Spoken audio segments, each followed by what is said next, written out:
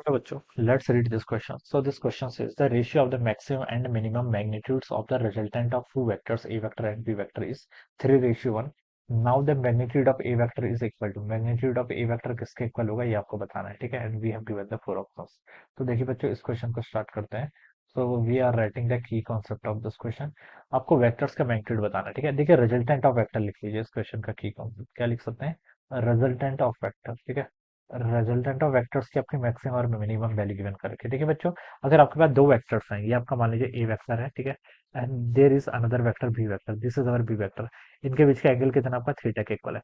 अगर मुझसे कोई इसका रिजल्टेंट पूछा, रिजल्टेंट मतलब मैग्नीट्यूड की बात कर रहा हूँ, आइदर आप इसको ऐसे लिख लीजिए, ठीक है, या फिर सिंपली आर लिख लीजिए। दोनों का मतलब एक ही है। ये किसके इक्वल होता है, देखिए आपका पहले वेक्टर के मैग्नीट्यूड का स्क्वायर, ए वेक्टर है इसके मैग्नीट्यूड का स्क्वायर, प्लस दूसरे वेक्टर के मैग्नीट्यूड का स्क्वायर, प्लस टू टाइम्स दोनों वेक्टर्स के मैग्नीट्यूड का product and angle between them that is cos of theta, ठीक है। अब बच्चों देखिए, ये रिजल्टेंट है। रिजल्टेंट की वैल्यू मैक्सिमम कितनी हो सकती है, अगर मैं आपसे पूछूं कि मैक्सिमम वैल्यू इस रिजल्टेंट की कितनी हो सकती है, तो आप बोलेंगे सर ए स्क्वायर कांस्टेंट है, बी स्क्वायर कांस्टेंट है, टू ए बी भी कांस्टेंट ही है।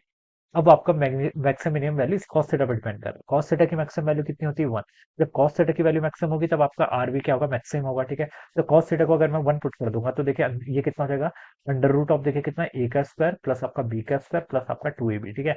और इसको हम क्या लिख सकते हैं, ए प्लस बी का होल स्क्वायर, यानी कि आपका ए प्लस बी के इक्वल आ जाएगा। ए प्लस बी का होल स्क्वायर, बाहर से अंडर रूट है तो वहां से ए प्लस बी। तो this is the maximum value, ये क्या होगी आपकी मैक्सिमम वैल्यू। सेम तरीके से मैं लिख सकता हूँ आर मिनिमम, देखिए कब होगा, जब यहाँ पर cos थीटा की वैल्यू मिनिमम होगी। cos थीटा मिनिमम कितनी वैल्यू ले सकता है, -1 के इक्वल।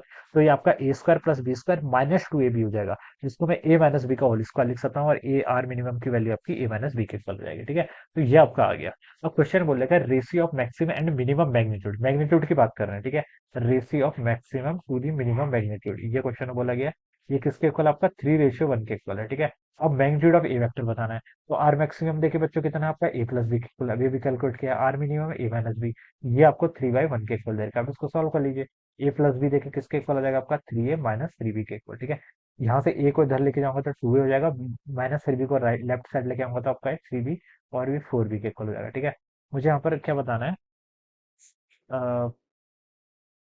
ओके। अब मुझे यहाँ से ए के बारे में बताना है ना, तो देखिए इसको क्या लिख सकता हूँ मैं, यहाँ से इसको सॉल्व करूंगा तो 2b इक्वल टू कितना हो जाएगा, ए हो जाएगा, ठीक है। तो ये पूछा था मैग्नीट्यूड ऑफ ए वेक्टर बोल दीजिए, या फिर सिंपली ए बोल दीजिए। ये किसके इक्वल होगा, आपका 2b के इक्वल होगा, या फिर 2 times magnitude of B vector होगा, ठीक है। जो चीज मैंने यहाँ पर बताई थी वही चीज है, ठीक है। तो ये उसमें से कौन सा ऑप्शन गिवन कर रखा है आपका, 2 टाइम्स बी वेक्टर बॉन्ड, ये वाला सेकंड ऑप्शन क्या होगा इसका राइट आंसर, ठीक है। तो बच्चों इस तरीके से आप क्या करेंगे, इस क्वेश्चन को यहाँ पर सॉल्व करेंगे। So this would be the answer of this question. So I hope you all understood this concept. All the best and thank you.